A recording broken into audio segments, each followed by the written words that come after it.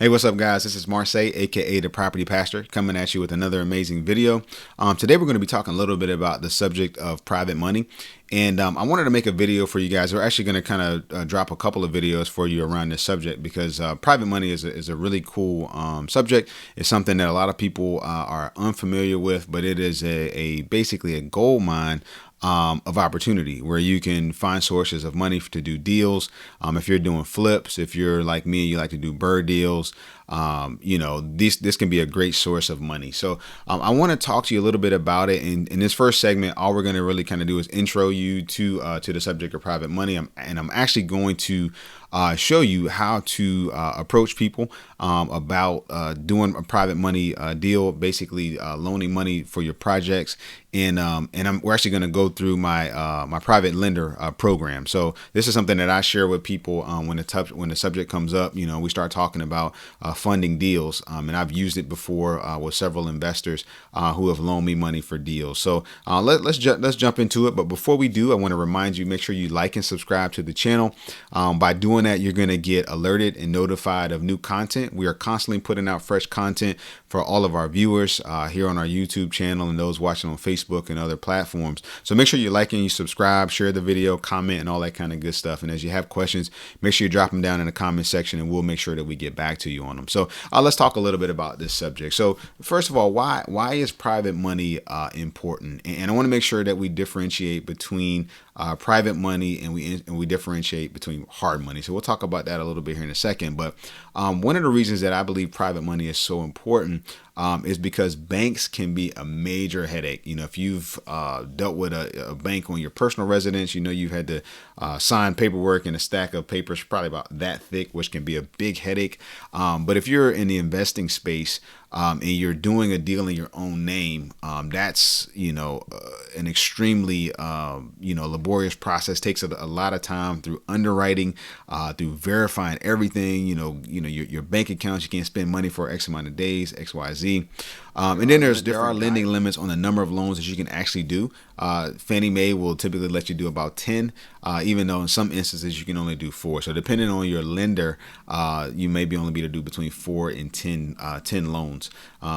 The other part of it is that they typically will want cash reserves up to pretty high numbers. They want to see a certain amount of cash reserves they have in the bank, and they can be based on your credit, they can be based on your income, things like that. But one of the things that I hate the most about dealing with the bank is that they are slow.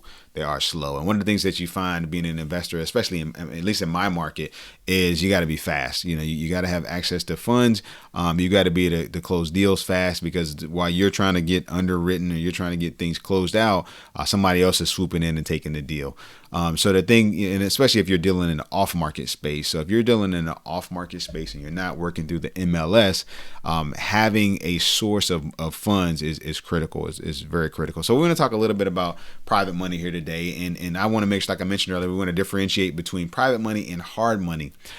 So hard money is essentially where you're going to go to somebody, and it's going to be a company for the most part. Some individuals are hard money lenders, but the hard money game is very fast, but it is very expensive. And I've used hard money before on projects, and it definitely motivates you to finish a project. So if you're flipping houses, you may be using hard money, but I want to introduce you, if you've never heard about this subject, called private money. So hard money, typically ranges maybe up to the 10 to the 14% range.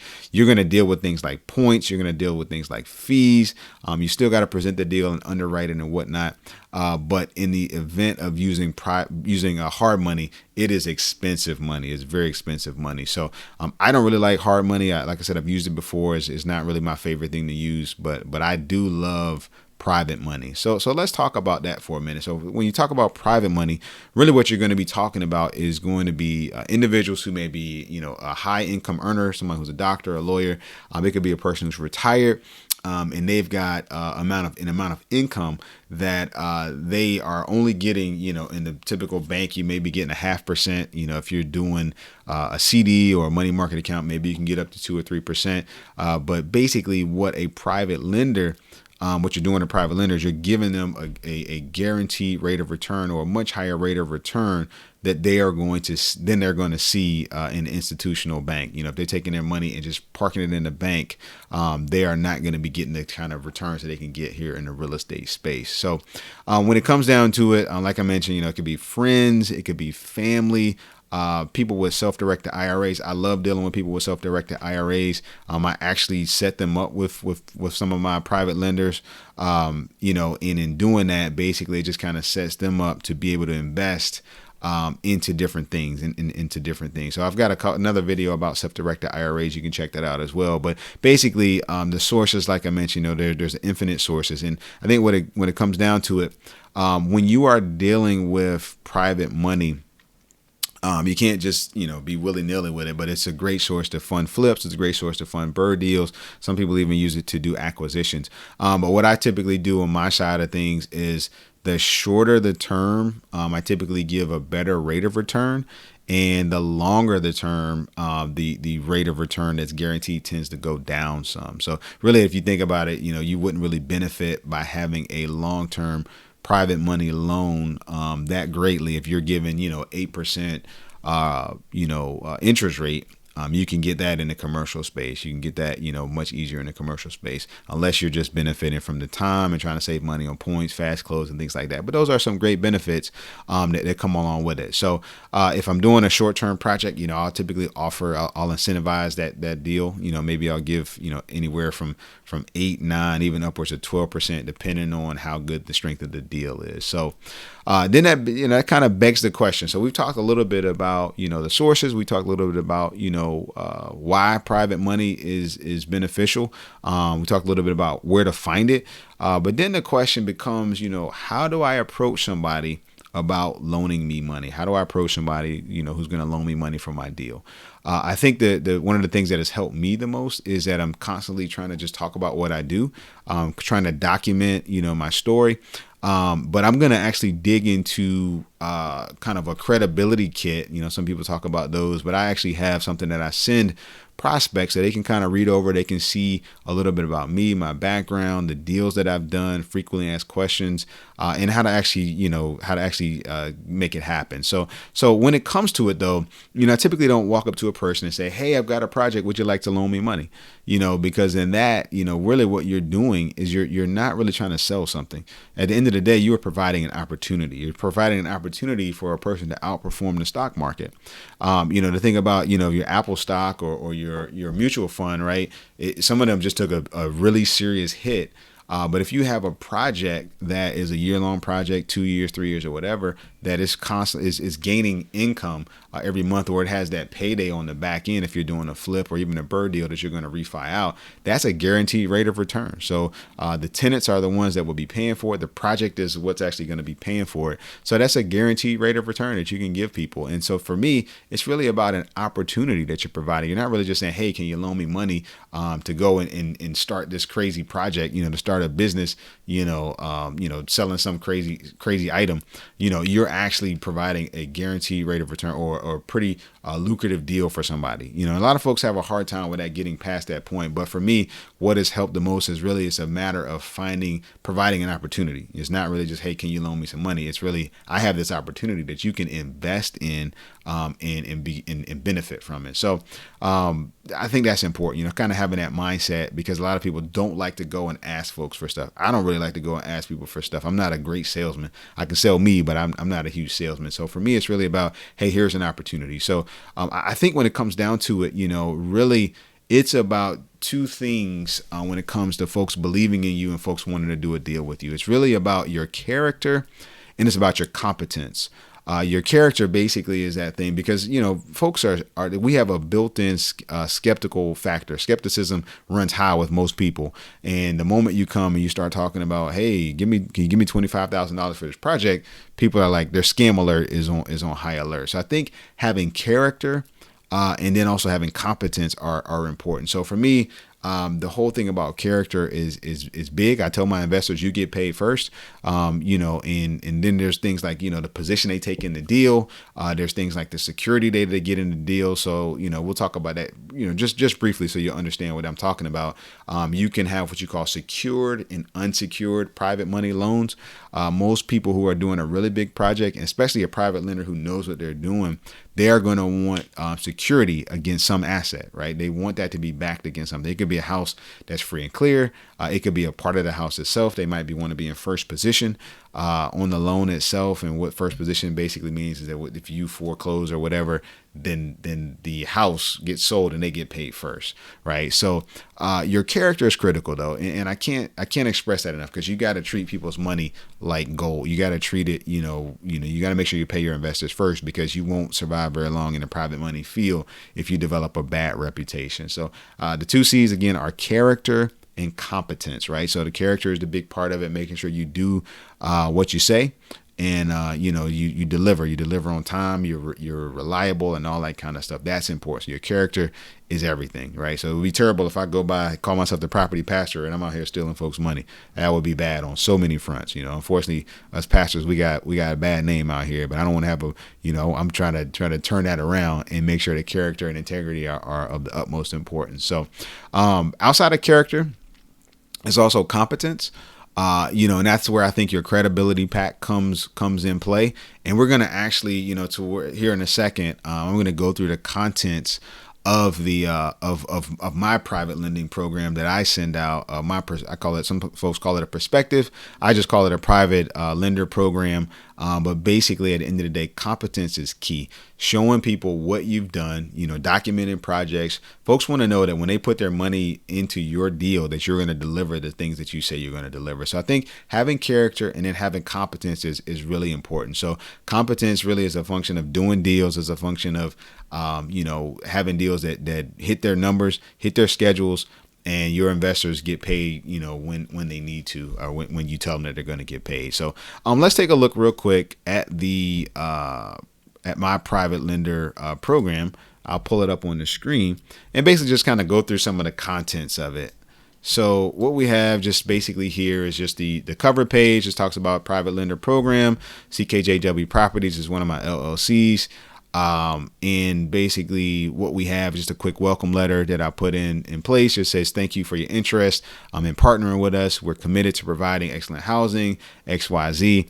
And just kind of goes through, just a quick welcome for folks. And then I go into our story, because your story is important. People, your deal is important, but really at the end of the day, the private lender is investing in you. The private money lender is investing in you, right? So I always give my story, just tell them, hey, the company was formed back here. Tell them a little bit about, who I am as a person, husband, father, senior pastor of a church, and just go through just what I do on a day-to-day basis. Tell them, about my, CKJW stands for my kids' initials. And then I tell them a little bit about what we do. And this particular one was really kind of focused on bird deals, which is really buy, rehab, rent, refinance, and then repeat. So we acquire properties, we go through and we rehab those properties, get them rented out, refinance them, and then we go look for the next deal. So we just kind of walk through one of our investing models. And then also I want to jump into my track record. So I want to tell them a little bit about me. Tell them about family, things like that, because at the end of the day, they're investing in you, right? So as a private money lender, you got to help make sure, and some folks are going to already know who you are, but then you may be finding people who've reached out to you through your local RIA groups. You might be, connecting with people on Bigger Pockets, folks that have watched a video you've done, or whatever that might look like. It could be a referral. So you want to have something that you can actually put in their hands that they can kind of digest, read over, so they don't feel like you're a snake oil salesman. So at the end of the day, like I said, we talk about a little bit about our story, our investing model. But I think one of the big things, I talked about character and I talked about competence. When it comes to competence, you want to show your track record. So what I've got here in this section is really just walking through over the years some of the projects that we've done. So, here you kind of see, this is actually my first property that we purchased. You can kind of see the before and after. My kids always pick on me. They always laugh about this house and give me a hard time. They tell me that it looked like something out of a horror movie when we first got it. But you can actually see kind of before and after on this deal. We put the numbers in here, basically just kind of show what our purchase price was, what our renovation cost was, what our after repair and then some of the financial. So what that's doing is that's actually giving them something that they can sink their teeth into to actually say, wow, this is something, here's a project that this guy did. And he's got other projects that he can actually perform on. So that was, like I said, here's the first one. Just kind of work our way through a couple of other deals that we've done. Here's a duplex that we did. This was another bird project that we did, just a full gutted out job. Just goes through all the numbers here. And it just gives people confidence, it gives people the understanding of, hey, this person has a track record. They've done several deals. And that's important. It's important that you don't just, have your word, right? You want to have something you can actually put in people's hands. So like I said, we just walked through the portfolio, going through 7 properties, and we actually just acquired our 8th property. So we'll be doing a video about that as well. But the track record is important. And then, we just kind of walk through and talk about why to invest in us, talk about stability, our track record, the fact that we've got knowledge base in construction aspects. We know how to manage projects. We know how to pull permits. We know how to do operations and things like that. And then the other piece of it is we talk a little bit about the rate of return a person can expect to see with our company. So I'll talk a little bit about the law of 72 because folks don't really always understand that.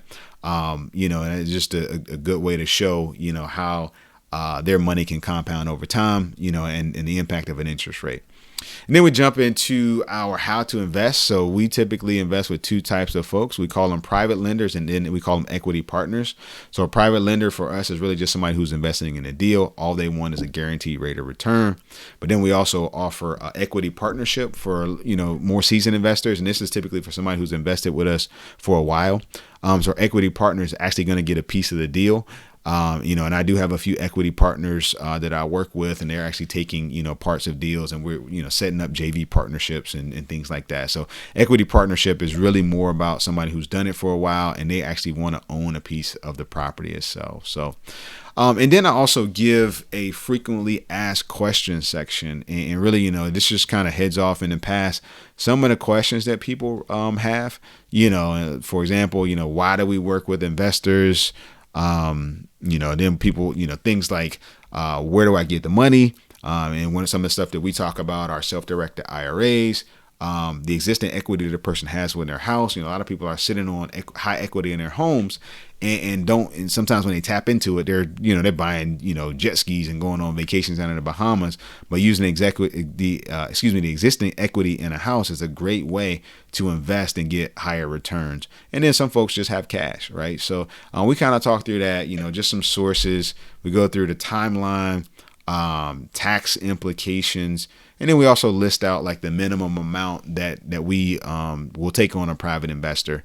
So for us, it's really important to answer as many questions as we can, and then things that aren't listed in the frequently asked questions, we're always available to walk through it. So what happens is we typically kind of line is two different schools of thought: either find the deal, then the money, or find the money, then the deal. Either one works. I mean, typically if you've got a rock solid deal, you can find someone to invest in that deal. But having a package like this is really good to be able to show people. In my own experience, I've used this multiple times and secured private money for different projects. And I've actually got some lenders who are lined up waiting on my next bird deal so they can jump in there with me and invest. So this is something that I just want to kind of share with you guys. And then we also put a disclaimer in there, just basically saying actual results, they may vary by transaction. Past results do not guarantee results of future performance, things like that for all the lawyers and the legal folks out there in the world. But we will do another video about how we actually structured a private money deal. Basically, how do you set it up as far as if a person's using a self-directed IRA? What do you go into when it comes down to promissory notes? Do you go and you secure against a property or unsecured note and things like that? We'll go through all of that stuff in the next video. But wanted to kind of just give you guys an intro to private money. As you're doing more deals, you'll find that the bank becomes less and less of a source that you can really go to. And there's, everybody needs somewhere to live. That's one of the things I love about real estate. So, finding sources of money for your deals, getting into private lending, building that character, building that competence, those are important, so as you keep doing deals, the deals will start to come more and more, and so will cash sources to fund those deals. So just want to make a quick video for you guys. If you got questions, man, make sure you drop them in the comment section. Again, make sure you like and subscribe to our channel. We're going to keep bringing you amazing content to help you in your business. God bless you guys. Thanks for checking out this video, and I look forward to the next one. God bless.